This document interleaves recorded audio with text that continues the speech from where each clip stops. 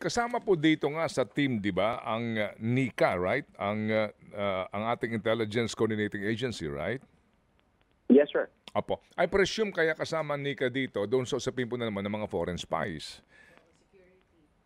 Well, kasama po yan sa mga anggulong tinitingnan natin, Sir Ted. No? But as of the moment, during the conduct of our inspection, ang lahat naman po ng mga dokumento nitong mga shipping companies na na-inspect po natin ay naaayon naman po sa set forth standards ng Marina. So there are inconsistencies lang po, Sir Ted, when it comes dun po sa employment at the same time dun po sa activities na ginagawa po nitong mga foreign nationals. And then yung Huagan, yung Chinese, yung 8 Chinese na posible nga na crew nitong Huagan pero nawawala.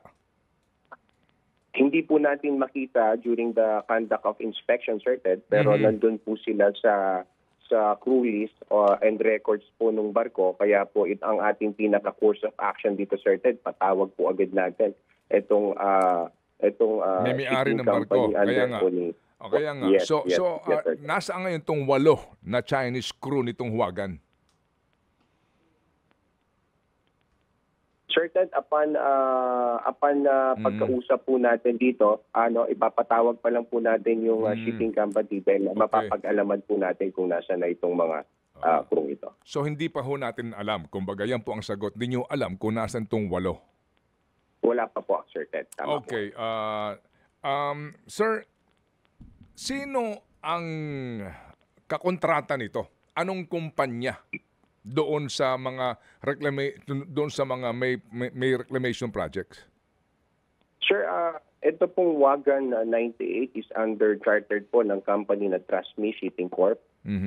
Under po ito ng ship management na Oro Marine Corporation. So sila, sir, yung ating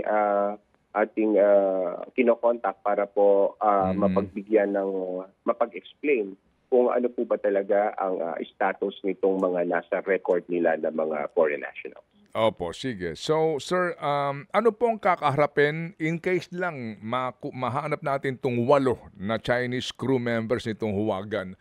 Anong kakaharapin nitong mga 8 Chinese na ito at maging yung kapitan ng barko o may-ari ng barko?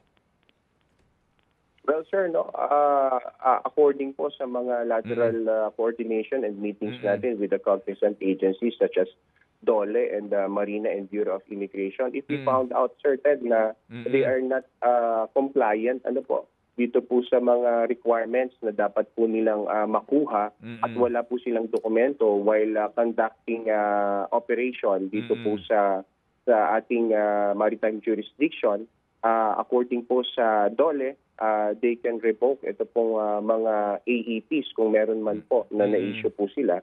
And ganun din po, subsequent na po dyan yung actions taken ng Bureau of Immigration dito po sa mga foreign nationals. So possibly po, Sir Ted, I don't want to preempt anything else, pero yan po yung sinabi sa atin. So ikukulong sa immigration din ito, subject to kumbaga pagpapauwi sa kanilang bansa, deportation, sir. No? Yes, sir. If found po na they violate po yung ating mga immigrations law. Opo. Ilan ho ba itong mga barko ngayon na nandidiyan po sa Manila Bay at itong ginagawa dredging? May bilang ho ba kayo, sir? Sir, ang rough estimate po natin ay nasa 90 to 100 Filipino dredging vessel po itong na ating namo-monitor sa operating po sa area po ng Manila Bay, sir. Okay, mga 100 ito. So, random ito, sir, na inyo pong pagsakay, pag-board sa mga dredging ships na ito? Yes, sir. Random po yung inspection natin at patuloy po natin itong gagawin at imo-monitor, Sir Ted, because this is also part of our maritime law enforcement and functions in maritime security din po, Sir Ted.